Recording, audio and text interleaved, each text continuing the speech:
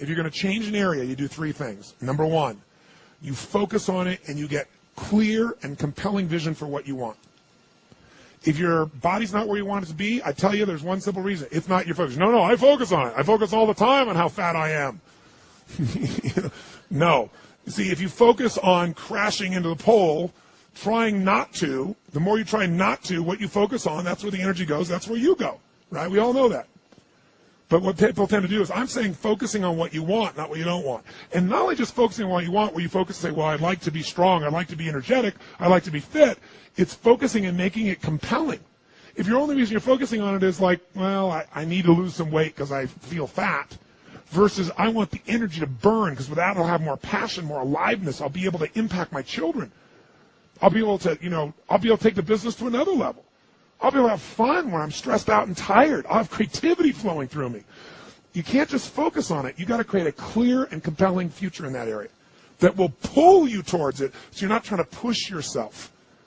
If there's an area you're not improving in, think of three pillars, if you would. Pillar one is get focused and clear. What's compelling? Where are you? Really? And don't lie. Where do you want to be? And make it so compelling you can't help it. When you wake up in the morning, you want to transform this area of your life. So the quality of your life already is better just because you are so excited about what you're after.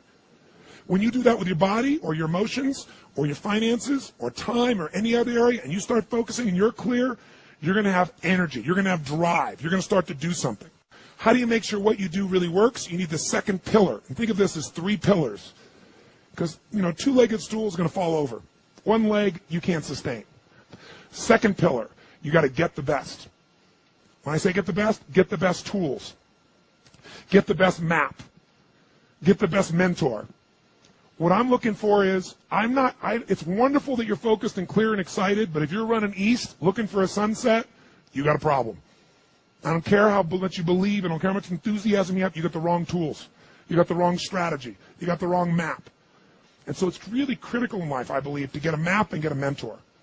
Because the map very often changes, and the best mentor, somebody who's the best at what they do, they know the shortcuts, don't they? Or they know when the roads change. You don't get stuck hanging out, in the desert when you're trying to get to the ocean, metaphorically. So I've always focused on not just finding somebody good, but who's the best at it, who's got the best tools. Think of that first pillar as a target. You're crystal clear on the target.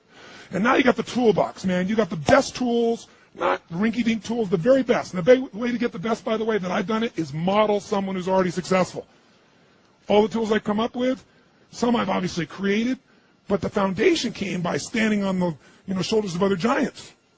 I went out and found somebody that's already got the result. Why reinvent the wheel? Success leaves clues. Find the best, figure out what they're doing, do that. Alter it, find your view of it, but start with what already is working rather than starting from scratch and trial and error. But if you've got that focus, the target, and you got the toolbox, and you're still not getting what you want, it's because you got inner conflicts. That's the third pillar. You've got to resolve your inner conflicts. Because as I try to explain to you, 80% of success in anything is your psychology and 20% is the mechanics. So those inner conflicts are when you take 2 steps forward and you pull 3 steps back. Right? When you say, boy, I'm totally committed to this, but you don't follow through. This is my expertise, the why guy part. Why? Why do you keep saying you want this? You have crystal clarity and you have the tools and you're still not getting it? There's a conflict in you. You want to be totally successful, but you're afraid at some level that if you are totally successful, you will not be loved. You'll be rejected. You want to be in a position where you have total free time and you want to build a billion-dollar enterprise. These are conflicts. You really, truly know you got the tools and talents to make this happen, but a part of you doesn't think you deserve to succeed because it's something you did at some point in your life or something you made up. Or you think making money or being successful economically is not spiritual.